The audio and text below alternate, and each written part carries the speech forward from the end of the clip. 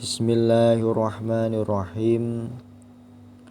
Al-hadisu ay hadal hadisu utawi iki iku ana hadis as-saminu kang kaping 8. Ani Ibnu Umar diriwayatake saking Ibnu Umar anna Rasulullah sak temene utusane Allah kala iku dawuh sinten Rasulullah ing dawuhan umirtu an uqatilan nas. Umirtu den perintah sapa ingsun an uqatila ing arep yen to merangi sapa ingsun annasa ing manusa. Hatta yasyadu sehingga padha nyekseni sapa annas an ing sedune kelakuan la ilaha ora ana pangeran kang hak disembah iku maujud illallahu kejaba Gusti Allah.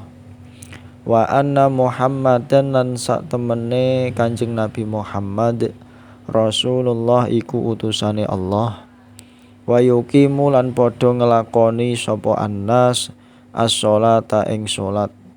Wa yu'tu lan padha maringake sapa annas az-zakata ing zakat.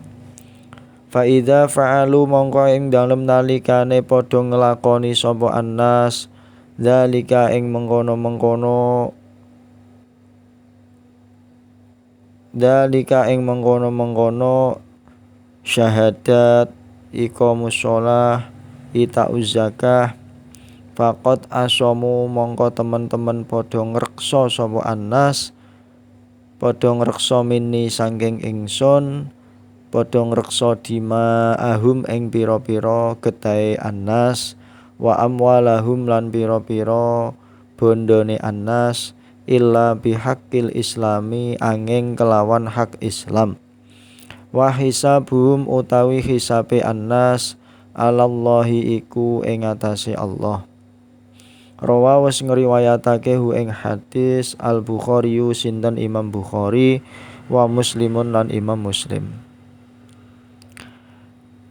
Hadis ingkang kaping 8 diceritakaken saking Ibnu Umar bilih Kanjeng Nabi nate ngendikan aku diutus merangi menungso sehingga padha gelem maca syahadat loro. Rupane asyhadu alla ilaha illallah wa asyhadu anna Muhammadar Rasulullah. Iya iku aran syahadat tauhid lan syahadat rasul lan gelem nglakoni salat, aweh zakat. Nalikane para menungsa mau wis padha gelem nglakoni mongko persasat awake padha ngreksa getehe bandane saking ingsun kanthi dedalan peraturan agama Islam.